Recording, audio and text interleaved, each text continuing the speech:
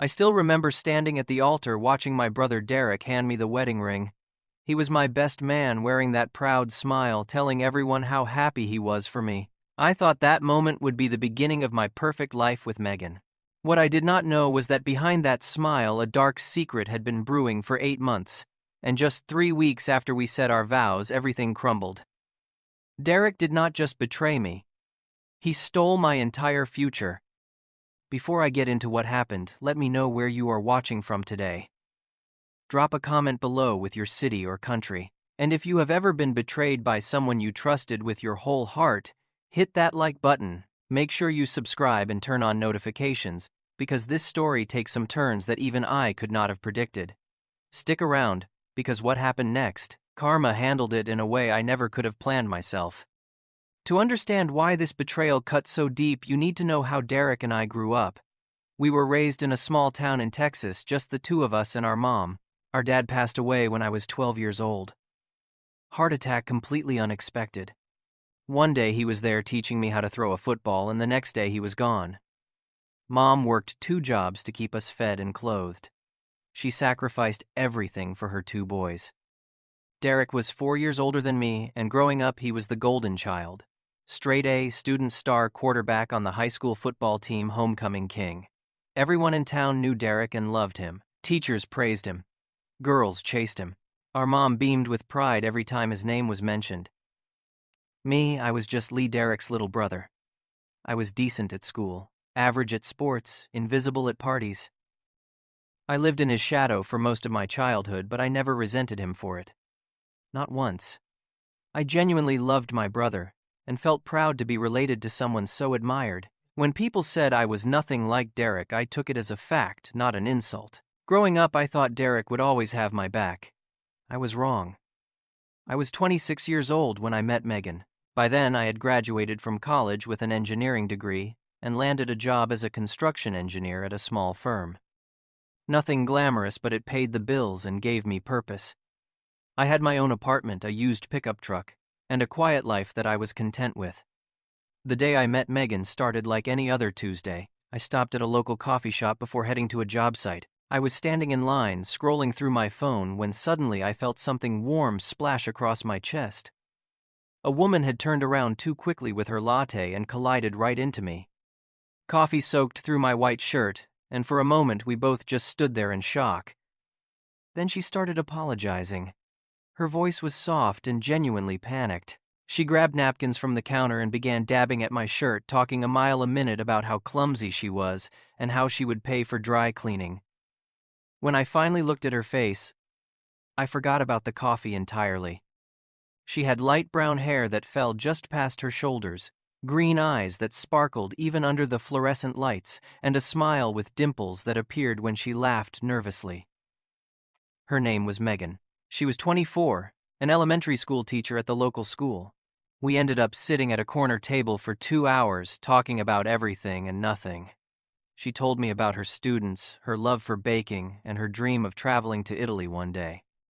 I told her about my job, my mom, and my completely uneventful life. She laughed at my terrible jokes and made me feel like the most interesting person in the room. Our first official date was at the movie theater the following weekend. She picked a horror film because she claimed she loved being scared. About 20 minutes in, during a particularly loud jump scare, she grabbed my hand and did not let go for the rest of the movie. I still remember how her fingers felt intertwined with mine. It felt like coming home. Over the next few months, we fell into a comfortable rhythm. Weekend walks along the river became our tradition. She would cook dinner for me at her apartment, usually something Italian, because she was practicing for that dream trip to Italy. I would bring flowers, always daisies, because she said roses were overrated. We talked about our futures, our fears, our hopes. For the first time in my life, I felt like I was not living in anyone's shadow. With Megan, I was enough. After 6 months of dating, I decided it was time to introduce her to my family. I called my mom and asked if we could come over for Sunday dinner. She was thrilled. Derek happened to be visiting that weekend, so it would be the whole family together. That Sunday, I was nervous in a way I had never been before.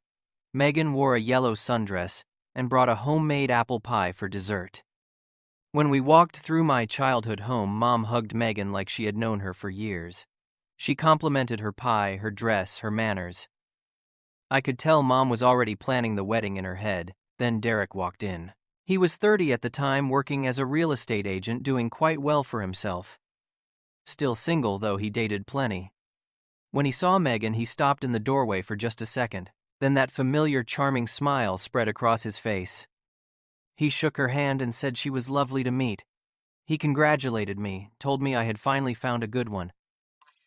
Megan laughed and said Derek was hilarious, that he reminded her of her own older brother back home. They chatted easily throughout dinner, and I felt proud that my family approved of the woman I loved. There was one moment, though. When Megan was telling a story about one of her students, I glanced at Derek. He was watching her with an expression I could not quite name. His eyes lingered on her face a little too long, especially when she smiled. But I dismissed it immediately. I told myself he was just happy for me. He was my brother. He would never do anything to hurt me. A year and a half after that first coffee shop collision, I proposed to Megan. I took her back to the restaurant where we had our first real dinner date. I had spoken to the manager beforehand and arranged for a private table by the window. When dessert came, there was a small velvet box sitting next to her tiramisu. My hands were shaking when I got down on one knee. I told her that she had changed my life in ways I could not describe.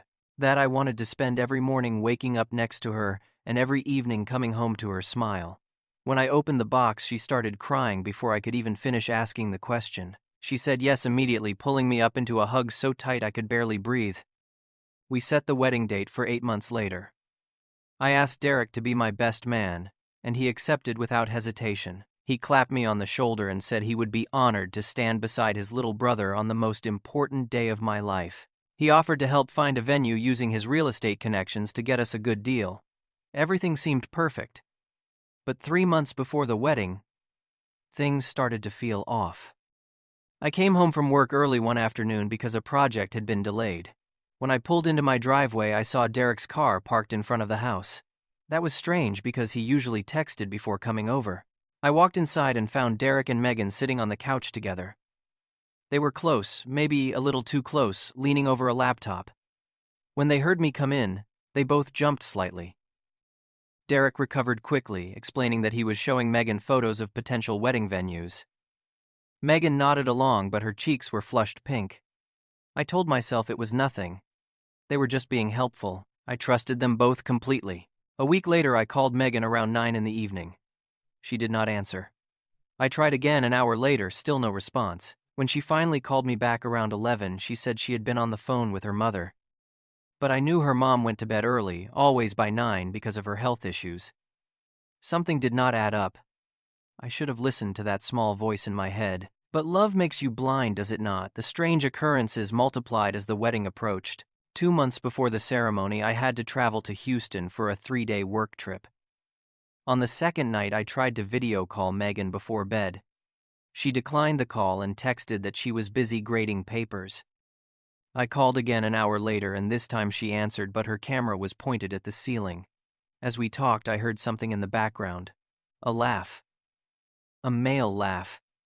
Deep, familiar. It sounded exactly like Derek.